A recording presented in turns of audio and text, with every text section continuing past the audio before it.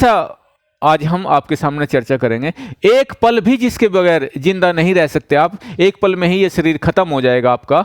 ऐसा महान जो आपके शरीर के अंदर तत्व है, उस तत्व के बारे में आज हम बात करेंगे। प्रिय साथियों, आपको पता है कि आपके शरीर के अंदर ऐसा क्या है जो एक पल में ही आपको सब कुछ दे सकता है और एक पल में ही आपका सब कुछ छीन सकता है। प्रिय साथियों, ऐसे इस क्रिया के लिए आपको पूरी तरह से इस वीडियो को देखना है और समझना है, क्योंकि जब तक आप इसको समझेंगे नहीं, जब तक आप, मैं क्या कह रहा हूं, इस चीज को आप नहीं पकड़ पाएंगे। प्रिय साथियों, आपके शरीर के अंदर मुख्य जो है वो है प्राण। मैं ज़्यादा समय ना लेके आपको सीधा सीधा बताऊं कि आपके शरीर के अंदर जो मुख्य है वो है प्राण। प्रिय साथियों, ये जो प्राण है, एक पल में आपको अगर प्राण अपना कार्य करना छोड़ दे तो एक पल में आप निर्जीव हो जाएंगे, एक पल में आपका सब कुछ चला जाएगा। आप अगर जीवित भी रहेंगे तो किसी दिन के नहीं रहेंगे। ऐसी स्थिति बगैर प्राण के हो जाती है।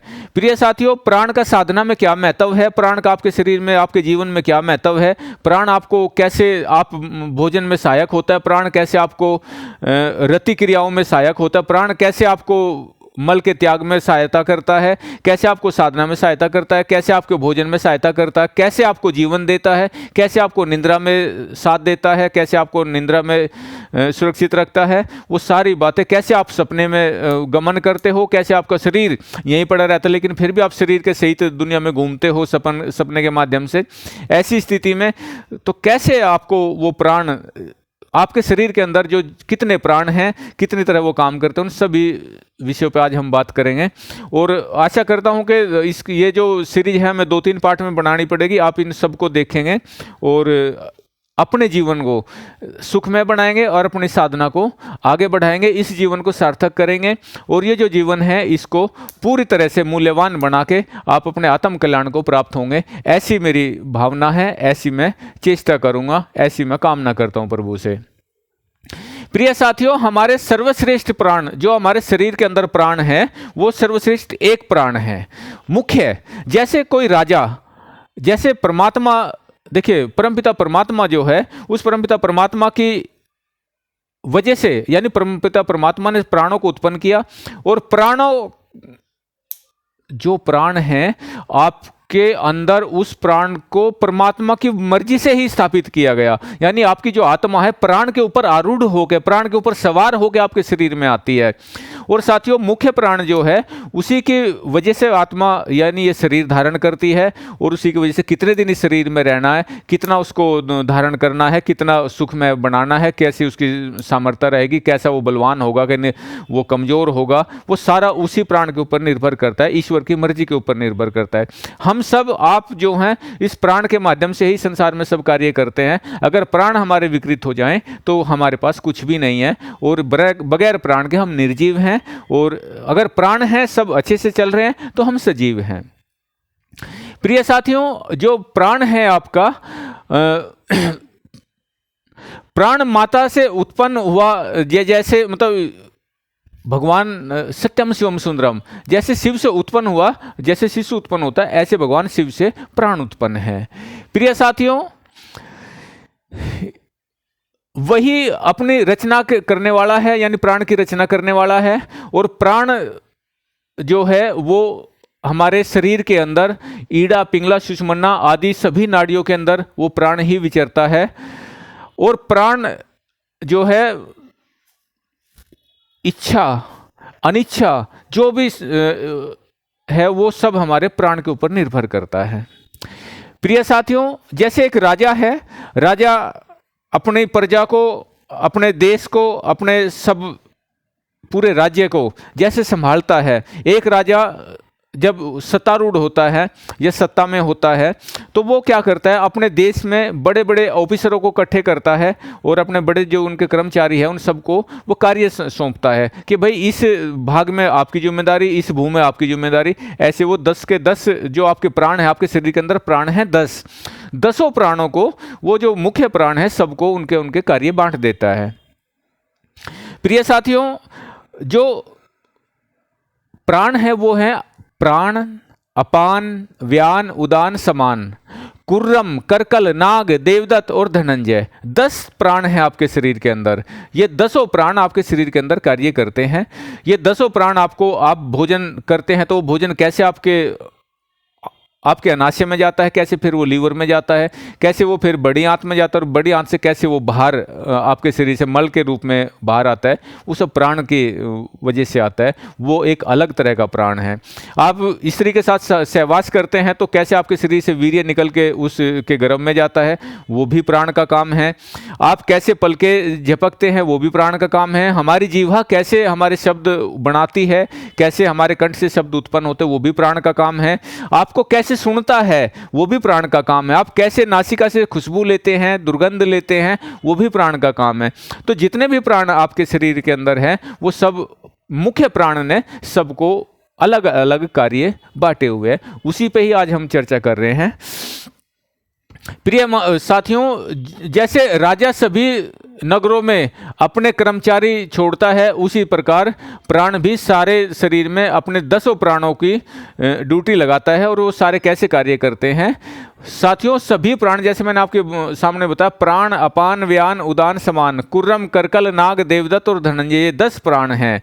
ये जो मुख्य प्राण है वो नासिका के द्वारा मुख्य राह पर रहता है। यानी कि जो हमारी नासिका है, जो हम हमेशा श्वास लेते हैं, ये मुख्य प्राण, और जो हम आंखों से देखते हैं, जो हम कानों से सुनते हैं, ये सारा, और जो हम नासिका, जो जीवा से हम रसना जो ग्रहण करती है हमारी, ये सारा जो कार्य है ये मुख्य प्राण करता है। जो हमारे शरीर का राजा है, परमपिता परमात्मा से उत्पन्न हुआ है, वो है हमारा प्राण। प्रिय साथियों, प्राण जो है आपके शरीर को, वैसे तो मैं बताया ना, वो पूरे शरीर में जो सत्ता है वो प्राण की है। और लेकिन प्राण जो है, अगर हम उसको योगिक दृष्टि से देखें तो प्राण जो है हमारा जो मुख्य कार्य करता है, वो हमारे मस्तिष्क से लेके और नाभि तक, हमारे प्राण जो है वो नाभि तक उसमें वार करता है। यानी नाभि तक की उसकी राह है जिसमें वो गमन करता है। प्रिय साथियों, उसके नीचे है, फिर नाभि मंडल से नीचे आ जाता है हमारा अपान। अपान जो प्राण है, अपान प्राण हमारी नाभि से नीचे कार्य करता है। और गुदा में इसका स्थान है, जो मूलाधार है हमारा, मूलाधार में इसका स्थान है।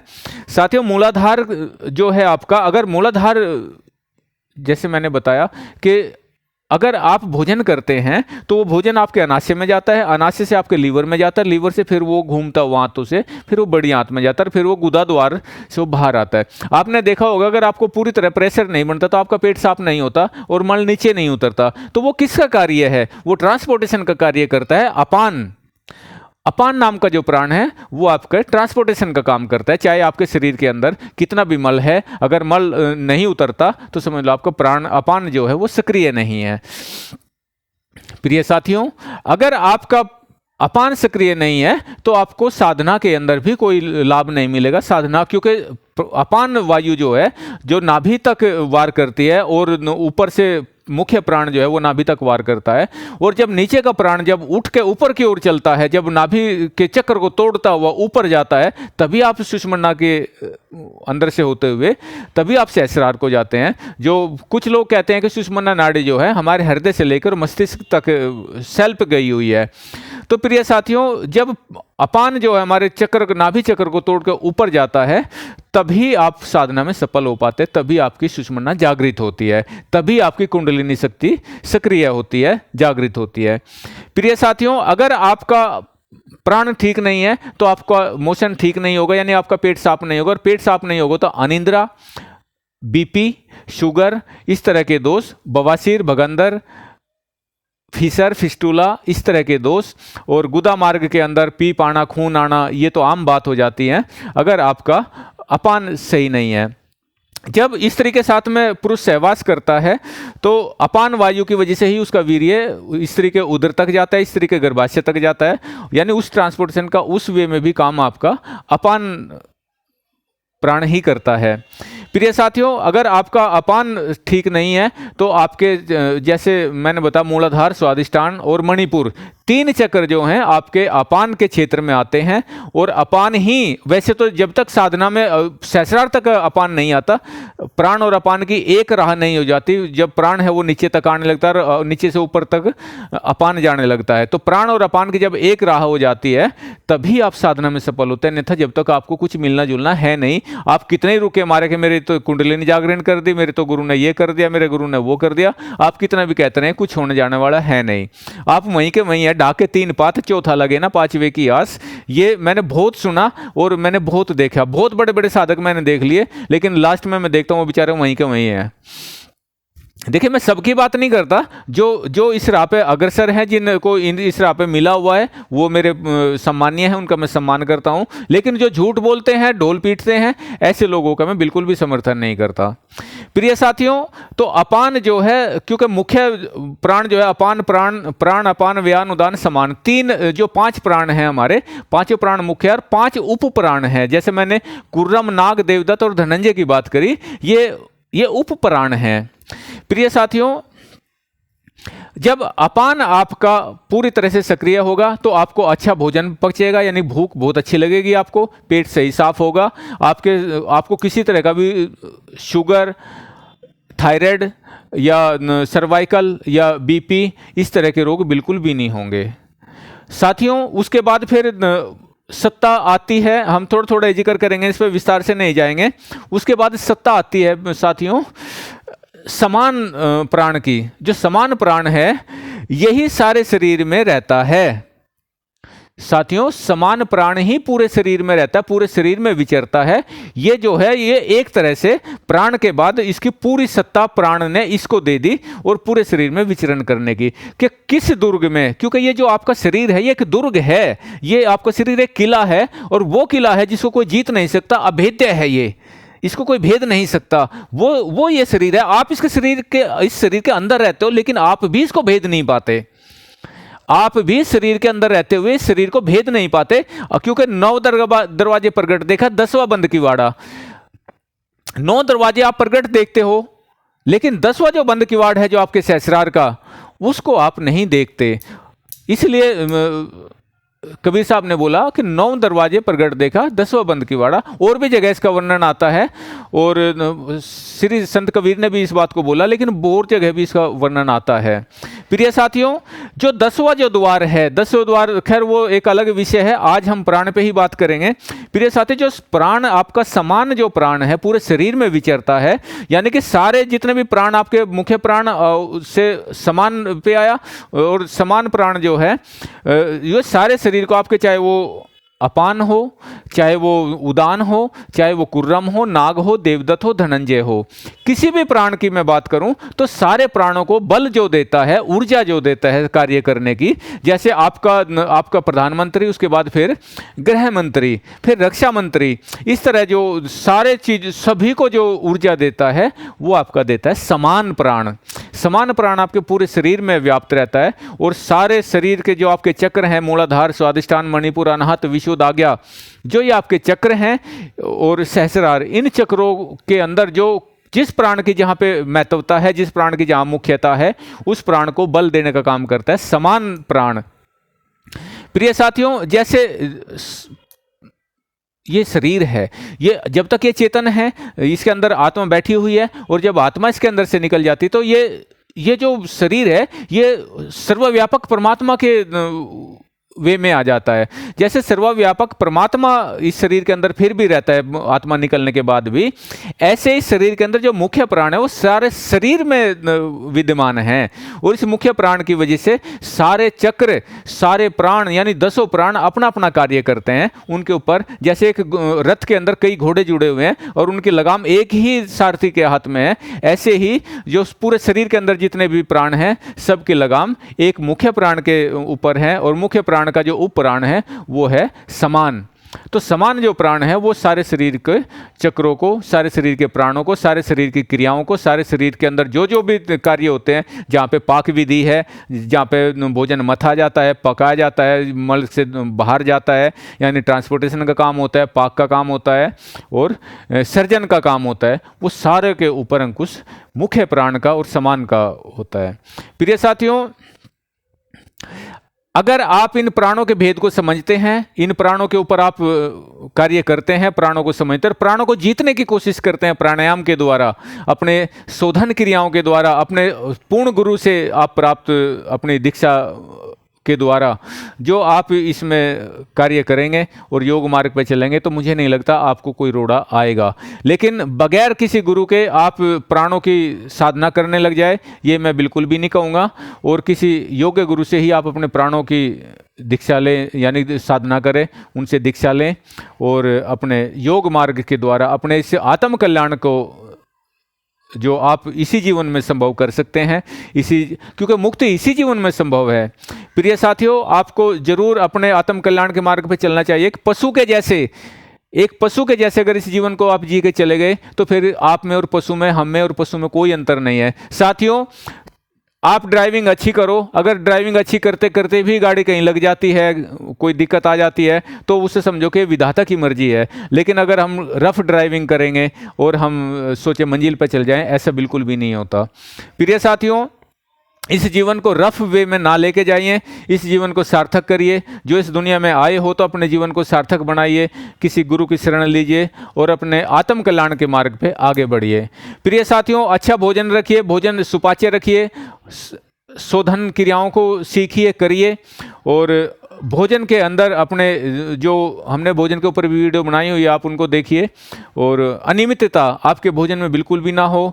अधिक सोना, अधिक खाना, स्त्री सहवास योग के अंदर त्याज्य हैं, इनको नहीं आपको अपनाना चाहिए। प्रिय साथियों, योगी अगर गृहस्थी में भी आप कोई हैं और गृहस्थी में आप साधना कर रहे हैं, तो प्रिय साथियों, अगर आपको संतान की प्राप्ति हो जाती है तो आपको बिल्कुल भी फिर स्त्री संग नहीं करना चाहिए। अपने जीवन साथी से बैठ के बात करिए, उनको समझाइए कि इस जीवन के, इस ब्रह्मचर्य के क्या लाभ हैं, क्या हानि है।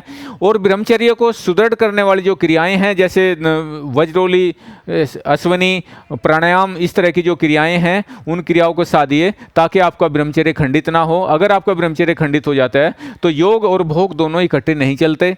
मैं कई बार कह चुका कि योग और भोग दोनों कभी भी इकट्ठे नहीं चल सकते। आप अगर योग मार्ग में जाना चाहते हैं, अपने आत्म कल्याण के मार्ग को, क्योंकि साथियों, गोपीचंद की 16 रानी और 12 कन्या थी। 16 रानी और 12 कन्या उसकी थी, लेकिन फिर भी उसने ब्रह्मचर्य का पालन किया और गुरु गोरखनाथ के शरण में जाके उसने अमरता प्राप्त की। साथियों, बहुत से लोग हैं जिन्होंने योग के द्वारा अमरता प्राप्त की। अश्वत्थामा, गुरु गोरखनाथ, कृपाचार्य, हनुमान जी, भरथरी, गोपीचंद और भी न जाने कितने महान आत्मा, महान योगी इस संसार में, जहाँ पे आप योग करते हैं, मैंने पहले भी कहा था, जहाँ पे आप योग करते हैं वहाँ पे अदृश्य रूप में योगी आके आपकी सहायता करते हैं, आपको आशीर्वाद देते हैं कि आप इस राह पे चले। लेकिन जब आप गलत तरीके से अपने ब्रह्मचर्य को खंडित करते हैं, साधना नहीं करते, स्त्री संग में जाते हो और दूसरे आपके अभक्ष्य आप भोजन करते हो जिसका भक्षण नहीं करना चाहिए, तो वे भी आपको आशीर्वाद नहीं देते और वे भी आपको छोड़ के चले जाते हैं। प्रिय साथियों, आशा करता हूँ ये छोटा सा प्रयास आपको जरूर समझ आया होगा, आपको पसंद आया होगा। अगर आपको पसंद है तो इसको